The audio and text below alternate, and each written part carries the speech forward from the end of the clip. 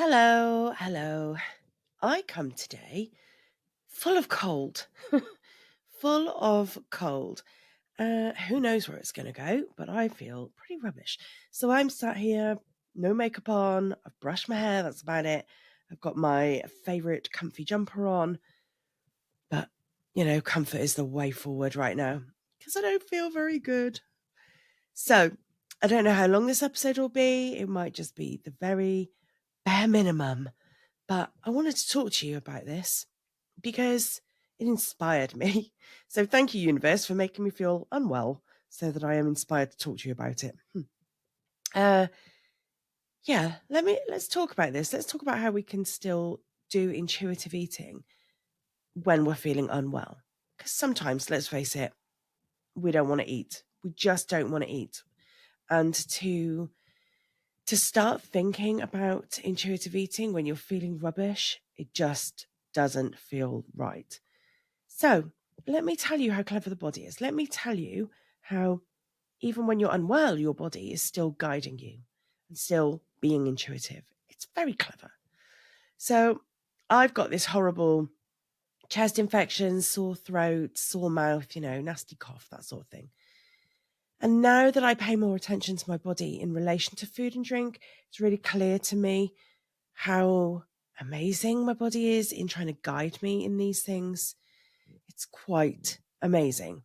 It's absolutely confirmed for me that you can continue your intuitive eating when you're sick. Even more so, in fact. Quite often your body will start to tell you that there is something coming, right? Maybe your appetite changes. Have you ever had that? Have you ever felt a bit off your food? Maybe you don't really fancy anything, or you don't fancy what you usually would, or you don't fancy as much as you usually would. And then a couple of days later, you find that you've got a stomach bug or you've got a cold. And it's almost like your body is trying to protect you and prevent it happening. So what does your body actually want? Do you remember that old saying, feed a cold, starve a fever? Have you ever heard that? It's an old wives' tale. And I think some people still live by it. I don't know. But it's not actually true. It stems back to a guy called John Withels from 1574, that long ago. And he came up with this theory that when you eat, it increases your core body temperature, which it does, by the way.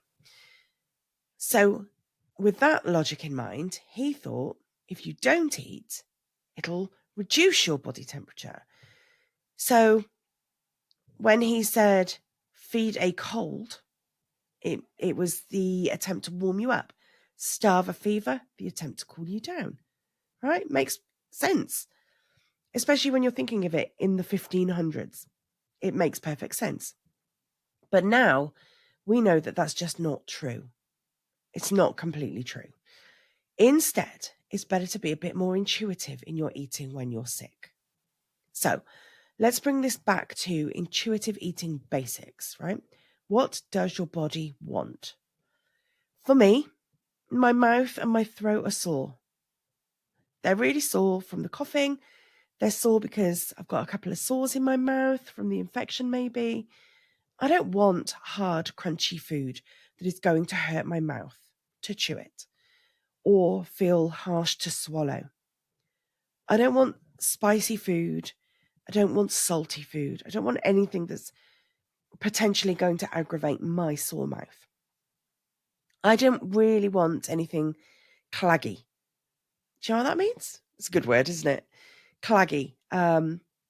Leaves this sticky film type thing going on. So things like cheese. Cheese does that. I love cheese, but it does leave the throat feeling a bit claggy. Chocolate will do the same for me. Do you find that? Chocolate leaves kind of a film and it aggravates the cough. So I don't want anything that's going to cause me to cough more. Intuitively, I know all of that. Just intuitively knew.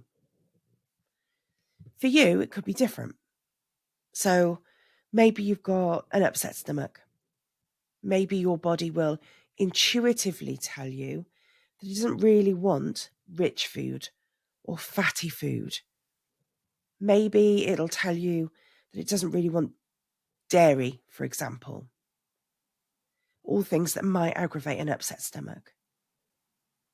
Personally, all I wanted, and all I still want right now when I look in the cupboards, when I look in the fridge, is Weetabix, porridge, orange juice, that sort of thing. And for me, that tells me that my body is craving the vitamins in the orange juice, for starters. And maybe the cool, soothing properties of a cold drink like orange juice.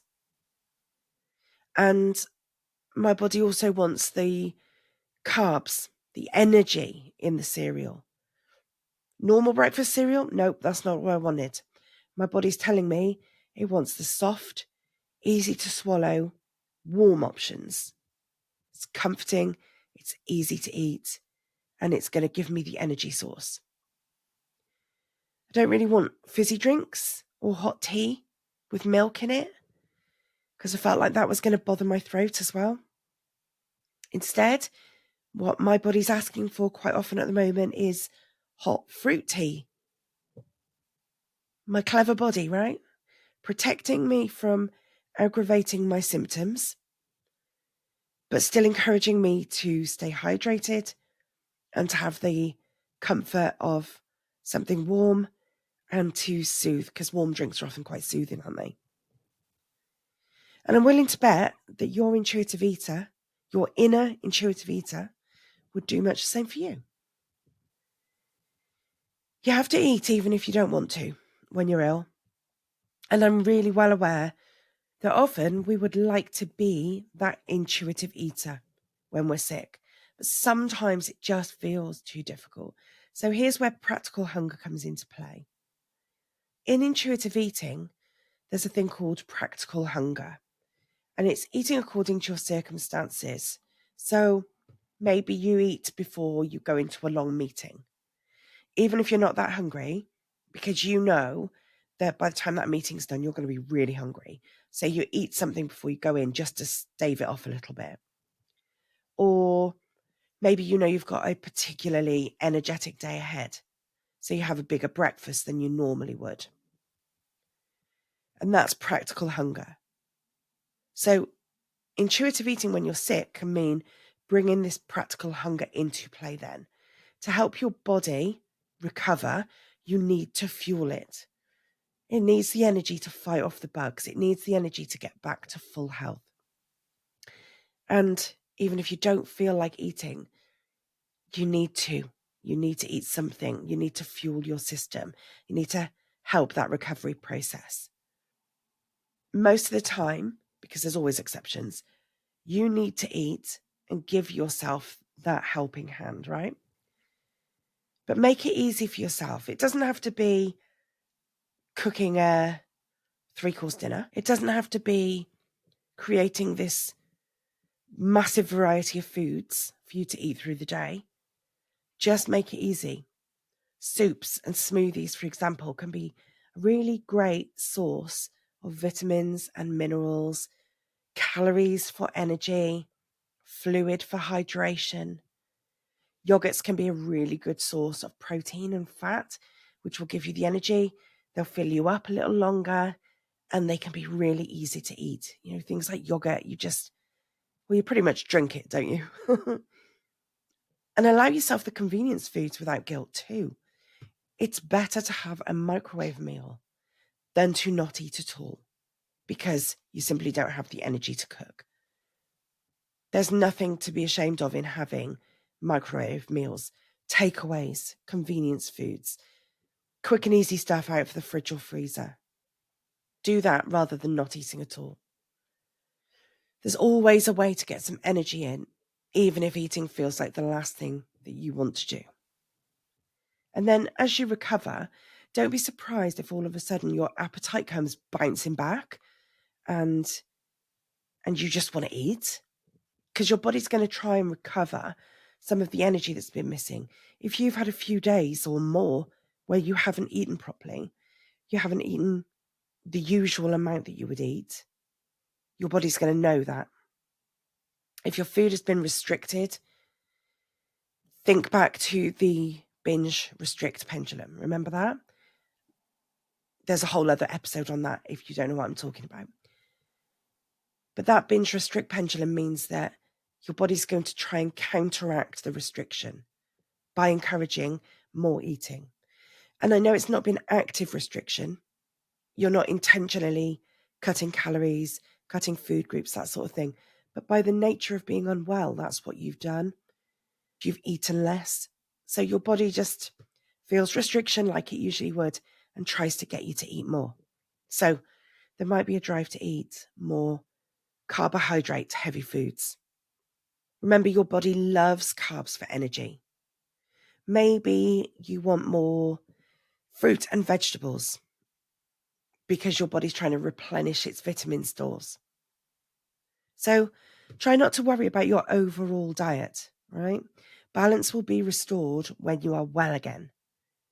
For now, whatever's being called for, trust in that and honor that. Go with it. Trust that your body knows best. And please, whatever you do not count the calories in throat lozenges and medicated drinks. You know the ones I'm talking about. You don't need to count them. You don't need to worry about them. Those things are there to help you. They're helping you feel better. They're helping you to recover. They're helping you to have less pain. So use them. Use them guilt-free. Getting rest, nourishing yourself so that you can get your strength back, taking care of yourself, those are the important things. That's what matters. Do you know what? I thought I'd come on and have a chat, but I am struggling. So, do you know what? I'm going to leave it there because I think I've said everything I want to say on this topic. Just basically, don't worry. Don't worry about what you're eating. Trust your body because it will drive you to eat what you need at that time when you're ill. Don't worry about your balanced diet. Don't worry about what is in a throat lozenge or a medicated drink. Just look after yourself and do what you need to do to get better. And on that note, I am off to get another warm drink. And if you're feeling under the weather, because you've looked this up because you're feeling unwell and you're worried about your eating or whatever, then get well soon. Because it's rubbish, isn't it? Get well soon. If you'd like some help to understand what your body is telling you and become more of an intuitive eater, then why not take a look at my personal coaching options? The link is in the notes, right? Go book something in. Book a free discovery call with me. You can get 30 minutes of free time with me.